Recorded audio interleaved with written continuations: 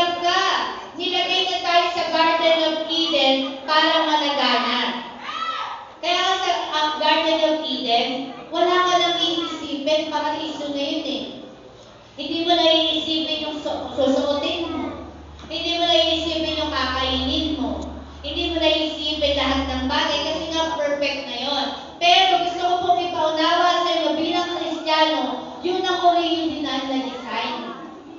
Ang kaso, nagkasala ang tao. Listen to this. This is the very good thing. Alam niyo po ba nagkasala ang tao?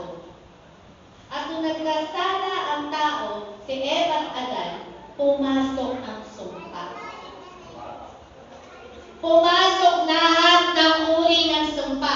Our lives are divided into three major categories.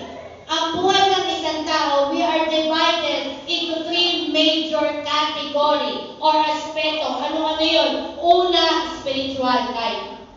Pag wala kang spiritual life, mahirap yan. Pangalawa, meron kang physical. Sabi mo, physical. Pangatlo, financial. Yan ang mga major category. Ibig sabihin, ng tatlong bagay na yan, dapat meron ka niyan para mapagpala ka. Para matuto ka. Ang tuloy-tuloy ang buhay mo dito sa lupa. Imagine mo, meron bang nabubuhay dito na walang physical life? Hirap. Meron bang gusto mabuhay na walang financial? Kaya to, tatlong category yan eh. These are the aspect of human. Ano kami ka? Spiritual, physical, at financial. Alam ni Lord yan. Kaya nga sa Genesis chapter 1 verse 20, ang sinabi niya, then God blessed them. And God said to them, be fruitful and multiply. Ano yung papasok dyan yung physical aspect?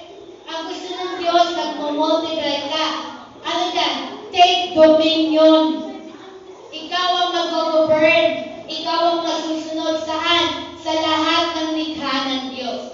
Diyan ang nakalagay, fish of the sea, birds of the air, and over every living thing that moves on the earth. Ini-specific ni Lord yan kasi lahat yan nilikha ng Diyos. Imagine, lahat ng nilikha ng Diyos, binigyan ng authority sino? Si Adan. That's the ultimate promise. Yun yung pangako na naranasan nila Eva at Adan. Kaya lang habang namumuhay sila, nawala po ang unang aspeto, spiritual. Nung nagkasala ang tao, alam niyo po, ang buhay, sinumpa. Ang buhay natin, sinumpa. Alam mo kung bakit? Ang gusto nila immortality, ang kaso. Nawala na. Nawala na kay Eva at Adan. Kasi nga bakit? Nagkasala. Ang gusto ng Diyos, kasaganahan.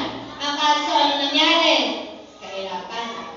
Ang gusto ni Lord, pipick upin mo lang. Ang kaso, nung nagkasala si Adan, anong sinabi ni Lord? Curse is the ground. Kaya ang hirap ng buhay, ang hirap ng sitwasyon, wala kang remedyo dyan. Wala talaga. Kahit magsumikap ka ngayon, para mabigyan ng magandang buhay ng mga anak mo, pag yung mga anak mo walang relasyon sa Diyos, mananatili sila sa kalagayan ng sumpa. Ang sumpa, tumadali yan from generation